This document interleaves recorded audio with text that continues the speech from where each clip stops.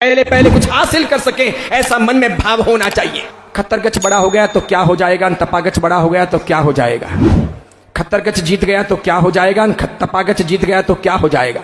जब जैन धर्म ही हार जाएगा तो खत्तरगछ, तपागछ, तीन तुई, चार तुई सब पानी में मिल जाएंगे, सबके मारा सब हवा खाएंगे। देखना आप, ये अभी जितने अपने चिल्लाते हैं और जितने अपने बोलते हैं, जितने अपने सोचते हैं कि ये हमारा गछ नहीं, ये तुम्हारा गछ, ये हमारा संप्रदाय, तुम्हारा संप्रदाय, ये जो जैनों के दिमाग के अंदर भूत घुसा है, सचमुच ये दीमक लगी है और ये दीमक पूरे जैन समाज को खा रही है। इसमें मैं कहना चाहूंगा, मंच पर बैठा हूं और पास में मेरे समुदाय के नहीं अलग समुदाय के दो आचार्य भगवंत बैठे हैं, दोनों से माफी मांगते हुए कहना चाहूंगा कि समाज के बंटवारों में साधुओं की भूमिका महत्वपूर्ण है। साधु बदमाश हैं, पक्के तौर पर बदमाश हैं। साधु साध्वियों की वजह से बहुत समाज के अंदर बंटवारे हो रहे हैं, बहुत हो रहे हैं, बहुत छिन्न भिन्नता हो रही है। स्थानकवासी देखो, तेरापंथी देखो, तीन थुई देखो, चार थुई देखो, गुजराती देखो, राजस्थानी देखो, जो जहां जाता है अपने अपने वर्ग को मजबूत करने के लिए दूसरे वर्ग को गालियां देनी हो, उसको नहीं आने देना हो, उसके बारे में बाड़ाबंदी करनी हो, ये करना हो, वो करना हो, सिखाते गए। थोड़े थोड़े टटपुंजिए लोग मिल गए, उन साधुओं को सुनते चले गए। हमारी सबसे बड़ी तकलीफ है, कल ही मैंने भाग्यश्री जी महाराज साहब से कहा था कि मतभेद हमारी समस्या नहीं है, मतभेद हमारी समस्या नहीं है, मनभेद हमारी बहुत बड़ी समस्या है। और जब कभी भी आपस में भाई भाई लड़ते हैं तो हम उन विरोधियों को मजबूत कर लेते हैं जो हमारे वास्तविक शत्रु होते हैं।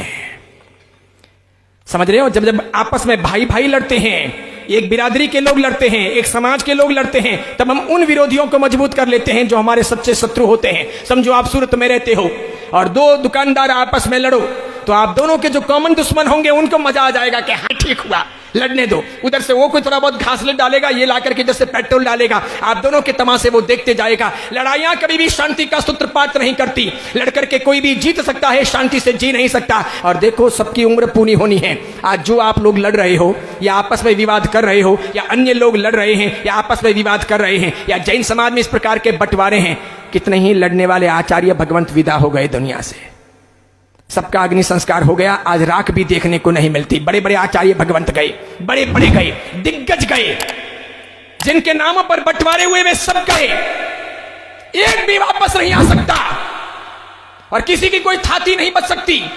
और जो आज लड़ रहे हैं वे भी कभी न कभी रवाना होंगे, क्योंकि सबके यहां से बुलावा आने वाला है।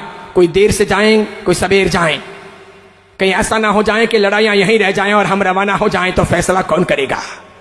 लड़ाइयां यहीं रह जाएं और हम चले जाएं तो फैसला कौन करेगा। तो बुद्धिमानी तो यह होती है कि पैर के नीचे पानी आए उसके पहले सावधान बने।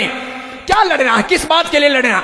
खत्तरगछ अपना करें, तपागछ अपना करें, क्या फर्क पड़ता है। तीन थुई अपना करें, चार थुई अपना करें, क्या फर्क पड़ता है। अचलगछ अपना करें, पायचनगछ अपना करें, क्या फर्क पड़ता है। मंदिर मार्गी अपना करें और गैर मंदिर मार्गी अपना करें, क्या फर्क पड़ता है। एक दूसरे पर कीचड़ क्यों उछालें, एक दूसरे को कमतर क्यों समझें। छोटे भाई बड़े भाई क्या साथ में नहीं रह सकते।